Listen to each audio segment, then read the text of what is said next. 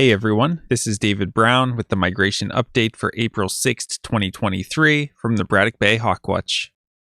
I started out the day at sunrise at the Braddock Bay East Spit with my friend Greg, just to see what the morning flight was, and it was fairly warm with strong westerly winds. We had the first 3 greater yellow legs of the season, and we also had 2 common terns, although as you can see, the photos didn't come out very well. I moved to the HawkWatch platform at 9 a.m., and the weather throughout the day was mostly overcast, although there were a few periods where the sun briefly came out.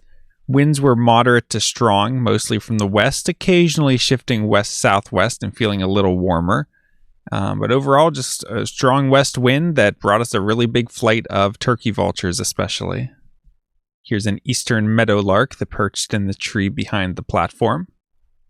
We had endless groups of migrating turkey vultures right along the lake shore, which is off to our right when we're on the platform. So I was just scanning through all those birds, and I was able to pick out this immature golden eagle around 10 a.m. The field marks to note on this bird, first of all, the overall shape. The head is relatively small compared to a bald eagle where the head and tail look about the same size. On golden eagles, the head looks maybe about half or 1/3 of the size of the tail. We see that the tail has a white base with a black tip. And we also see these white patches in the middle of the wings. It's actually the base of the primary feathers. Also for shape, notice that the wings seem to pinch in towards the body, which gives the wings more of a curved look compared to the more blocky shape of bald eagles. Here's an adult red-tailed hawk, so we see the dark patagial bars and the belly band, although this bird's relatively lightly marked, so they're not too thick on this bird. It's an adult, so it has a dark trailing edge to the wing and a red tail, which you can't see much on the underside, but here when you can see the top, you get that red color. And we also notice that this bird has a full crop, which is this bulge right here, which means it has recently eaten. Here's an adult Cooper's hawk. So it looks like a flying cross, relatively large head, long tail that looks like it has a rounded tip because the outer tail feathers are shorter than the central ones, giving the tip this nice rounded appearance compared to the more squared off tail we would see on a sharp-shinned hawk. And we know it's an adult because of the orange barring underneath.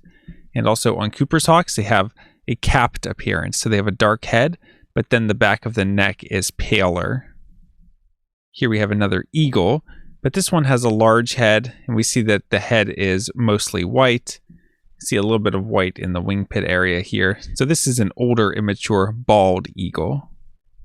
This was the first purple martin of the season, and purple martins are our largest species of swallow.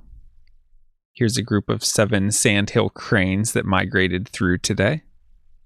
Here's a red-shouldered hawk gliding high overhead, so he's really got his wingtips tucked back. But overall, we see kind of a thinner, less bulky shape than on red tails, relatively long tail, and we can even see the pale crescents near the wingtips. Here's a male American kestrel, our smallest falcon, so note the pointed wingtips that all falcons show. We know it's a male just because of the dots on the underside here. Females have more of a vertical streaking. And notice that when males have their tails closed, you don't see any of that orange that you would see if it had its tail spread. Here's an osprey, which is just a really distinctive bird. Look how angular those wings are. Here we have an adult red-tailed hawk high overhead in a soar. So we can see those dark patagial bars in the shoulder area and the belly band. And it's an adult, so it has a dark trailing edge to the wings and a red tail.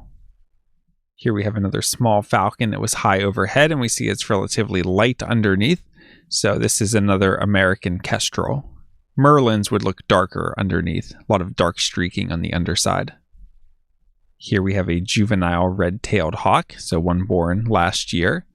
And I'd say this one's a relatively pale one. We see those dark patagial bars and the belly band, especially pale here through the head, very light throat.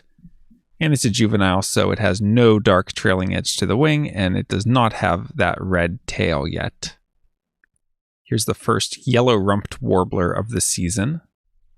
And I picked up on this bird because I heard its distinctive chip note. The yellow in this area can be a good field mark to use. And as it was going away, we could even see the eponymous yellow rump. But you need to be careful because there are a few other species of warbler that also have a yellow rump. Here's another juvenile red-shouldered hawk gliding high overhead. So again, it's kind of a thin buteo with a long tail, and we can see those translucent crescents near the wingtip, but as it folds those wingtips back, they're maybe not as distinctive as they would be if it were spreading its wings in a soar.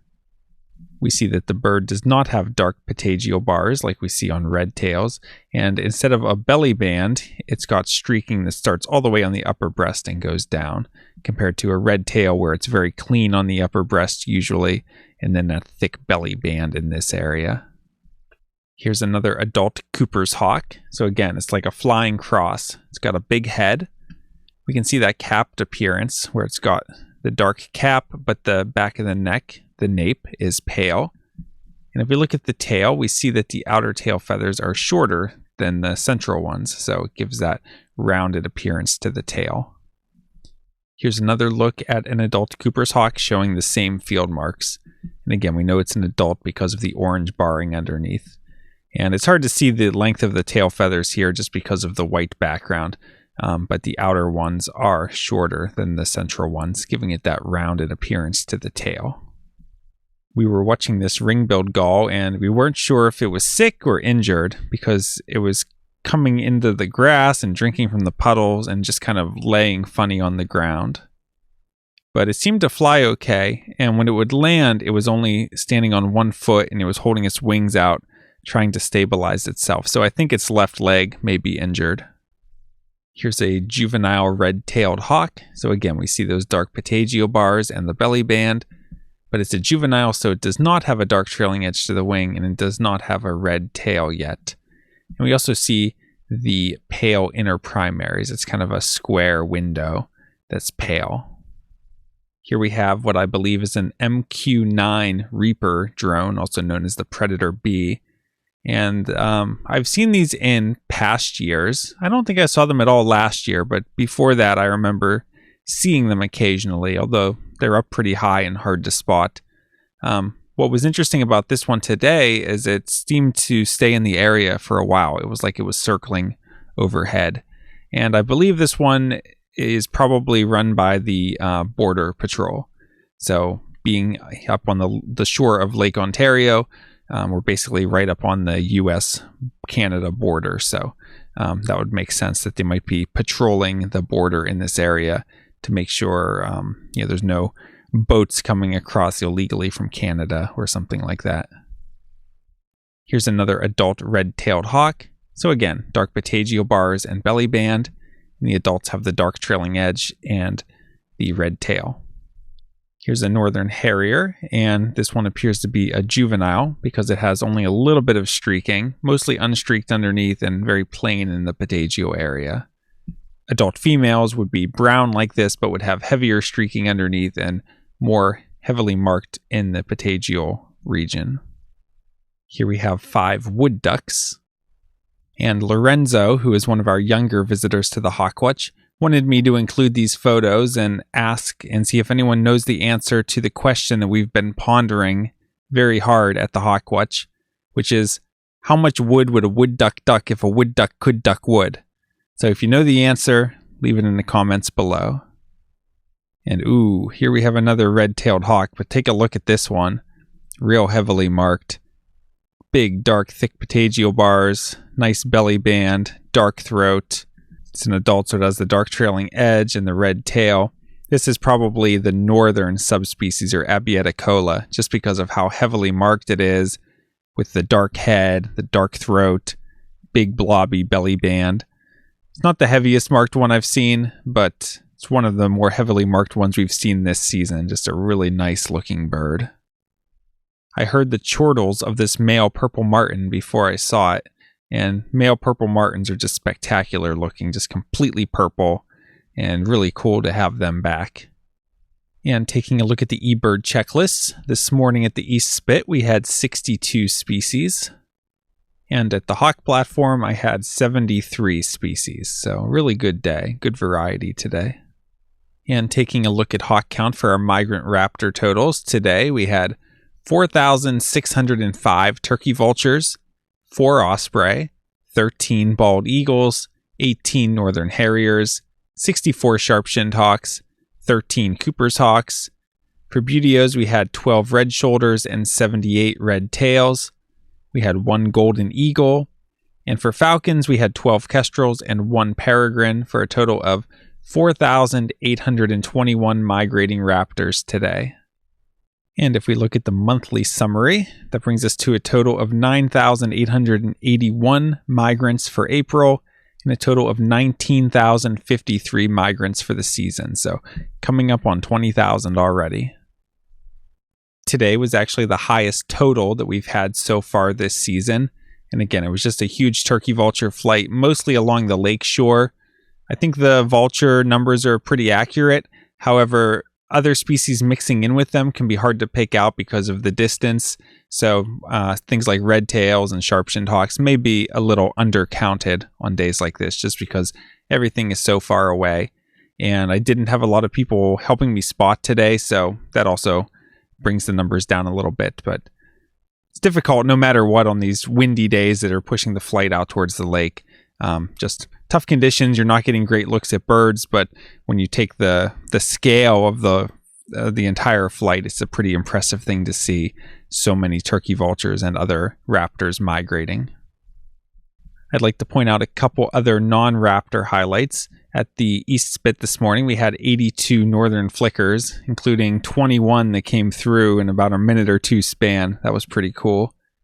And at the platform, we had a late tundra swan. It's been a while since we've seen any of those, so that was a nice surprise. New species for the season today were greater yellowlegs, common tern, purple martin, and yellow-rumped warbler. And I also went to the owl woods afterwards and picked up long-eared owl and yellow-bellied sapsucker. Taking a look at the forecast, tomorrow is looking partly cloudy with temperatures in the upper 30s, winds west-northwest at 15 to 25 miles per hour. So that's a slightly unfavorable wind direction and fairly strong. It's going to make it uncomfortable to hawk watch, and it's just not a great wind direction for hawk migration, especially since we had such a big day today. I think we may need some time for more birds to fill in behind. So would only expect light, maybe moderate migration tomorrow. Saturday is looking sunny with a high in the low 40s and light north-northeast winds. That's not a favorable wind direction for us. It's a wind that pushes migrants away from the lake shore inland. So would only expect light migration. For Sunday, looking sunny with a high in the upper 40s and light to moderate northerly winds. Again, those are winds that push migrants away from the lake shore rather than concentrating them along the lake shore. So would only expect light to possibly moderate migration. All right, today was a fun day in terms of the scale of the migration. Maybe not so fun in that everything was really, really far away, but what can you do sometimes? That's how it goes. Just a really good day overall. There's more and more first of year species showing up. So I hope you can get out birding soon and maybe even stop by the Braddock Bay Hawk Watch. From Lyco Birds, this is David Brown. Thanks for watching.